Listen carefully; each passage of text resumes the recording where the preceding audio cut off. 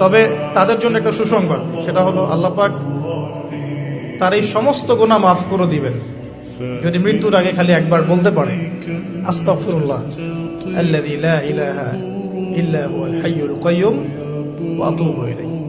আল্লাহ পাক সমস্ত গুনাহ মাফ করার জন্য প্রস্তুত আছেন।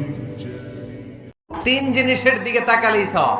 এক নাম্বার আন-নাযার ইলাল মুসহাফ, কোরআনের দিকে তাকালেই সওয়াব, পড়া লাগবে না, পড়লে তো সওয়াব আছে তাকানো মাত্রই। দুই নাম্বার আন-নাযার ইলা ওয়াজহিল ওয়ালিদাইন, মা বাবার চেহারা, মা বাবার খেদমত করলে তো সওয়াব আছেই, টাকা দিলে তো সওয়াব আছেই, কিন্তু মা বাবার চেহারার নজরের দিকে যদি রহমতের নজরে একবার তাকান, একটা কবুল হজ করলে যেই সওয়াব, ওই সওয়াব আমল নামাই দিবে কে? তিন নাম্বার আল্লাহর কাবা ঘরের গিলাফের দিকে যখন নজর করে তাকাবেন, 20টা রহমত নাজিল করবে কে? কোরআন শরীফ হাত থেকে পড়ে গেলে কি করবেন? আমরা অনেকেই দেখা যায় কোরআন শরীফ হাত থেকে পড়ে গেলে 1 কেজি 2 কেজি চাল দেই, কিংবা অনেকে দেখা যায় ফকিরকে দাওয়াত দিয়ে আমরা খাওয়াই, মনে করি কোরআন শরীফ হাত থেকে পড়ে গেলে এইটা করলে আমাদেরকে চলবে। দেখেন, কোরআন শরীফ হাত থেকে পড়ে গেলে 1 কেজি 2 কেজি 3 কেজি চাল দিলে চলে, কিংবা ফকিরকে খাওয়ালে চলে, মসজিদে 100 টাকা দান করলে চলে। এটি একটি ভুল চিন্তা, বরঞ্চ এটা কোরআন শরীফের সাথে একটি বেয়াদবি। কারণ আল্লাহর কিতাব জালিকাল কিতাবুল লা রাইবা ফি, এর মধ্যে কোনো ভুল নাই, সন্দেহ নাই। কোরআন শরীফ পড়ে গেলে আপনি আল্লাহর কাছে ইস্তেগফার করবেন, তাওবা করবেন, ক্ষমা চাইবেন, বরঞ্চ সতর্ক থাকা উচিত যাতে কোরআন শরীফের সাথে সব সময় আল্লাহর কাছে এই দোয়াটা যেন আমরা করি, আল্লাহ কিয়ামতের দিন তুমি আমার হিসাব নিও না, আল্লাহ তুমি আমার বিচার বসিও না, আল্লাহ তুমি দয়া করে আমারে মাফ করে দিও। আল্লাহ যার বিচার করবেন ও জাহান্নামে যাবে, আর যার বিচার করবেন না সে জান্নাতে যাবে।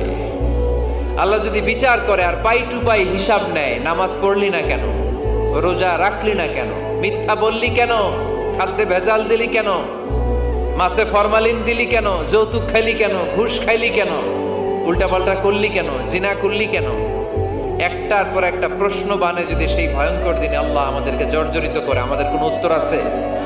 সেদিন আমাদের বাঁচার কোনো উপায় আছে?